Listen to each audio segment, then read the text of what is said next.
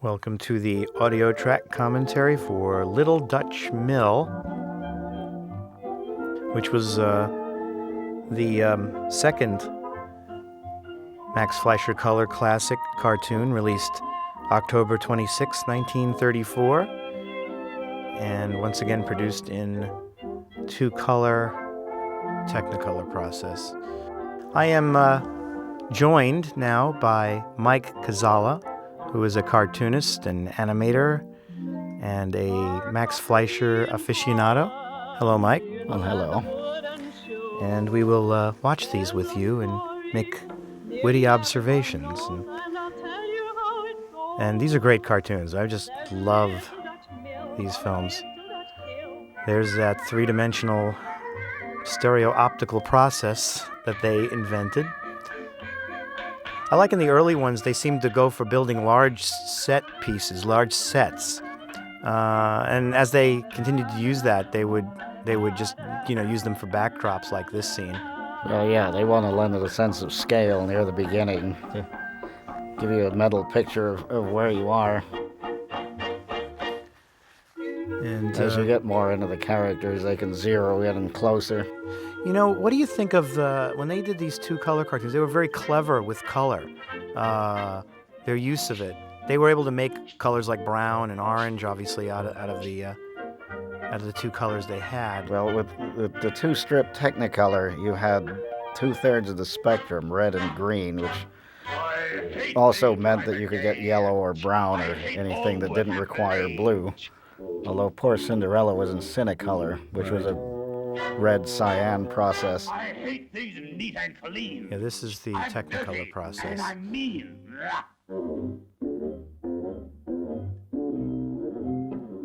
This is a classic Fleischer bit or character here. They're more comfortable with the crazy characters, with the wild characters. Like this miser is a great character for them. Doing sweet stuff, Disney-esque stuff was definitely alien to these guys. And although they make a wonderful attempt at it here. Even doing the little duck, it seems odd for the Fleischers. They're used to Bimbo or some little cross-eyed character walking around. But this miser looks like he just stepped out of Minnie the Moocher or something. Or the Old Man of the Mountain. The Old Man of the Mountain.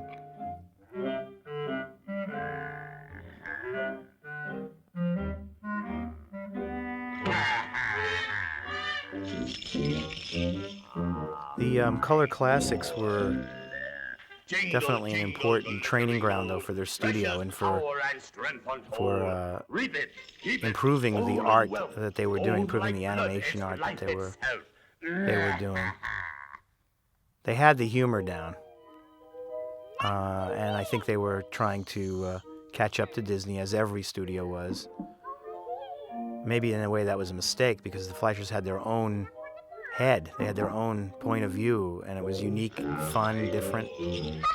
And Disney-fying it really was just going along with the trends of the time, but they lost a little of their personality, ultimately, but not here. That's a good shot. That's great, with the blades of the windmill. Yeah, they would have actually been moving the windmill blades a frame at a time. Because they were shooting at the same time they were shooting the cells. Right.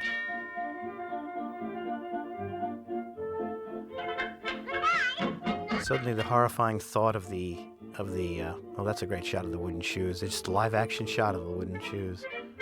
I love how they had to spend lots of time building this stuff. Yeah, but it's interesting to see the models built in the similar style of what they're using for the layout and background work, so it meshes. Although in some ways it looks slicker in the black and white Popeyes. They did a nice job, though, of matching their backdrops to the animation art, so that it almost fools you when it starts to move. It's like a shock. It's like, whoa, you really get this interesting effect. The Comics Code would never approve this scene. Torturing little kids. They don't make cartoons like this anymore. No, I think marshmallows are too violent. I mean, this guy's like the Unabomber.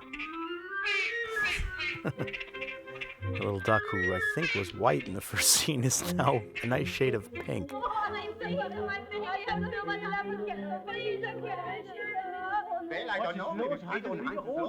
The first Out of the Inkwell experiment was produced in 1918, and this led to a series of shorts featuring Coco the Clown, who was originally Dave Fleischer in a clown suit being rotoscoped.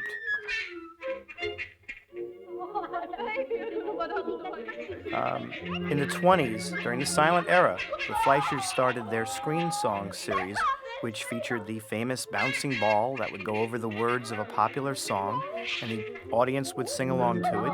The music provided by the organist or orchestra that accompanied the movies.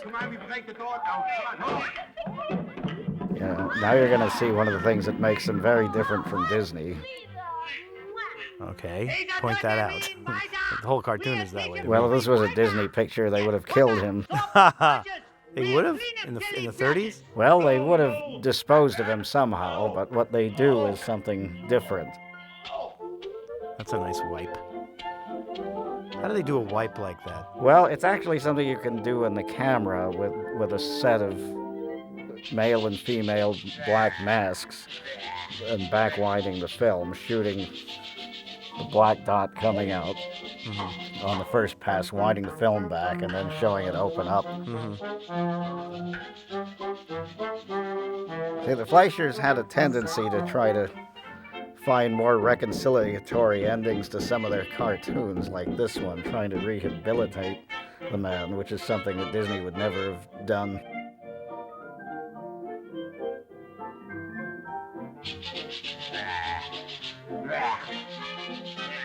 I love even the minor characters. They look like Kim Deitch or Gene Deitch characters, don't they? Yeah. That weird underground comics thing going. Well, look me over here. How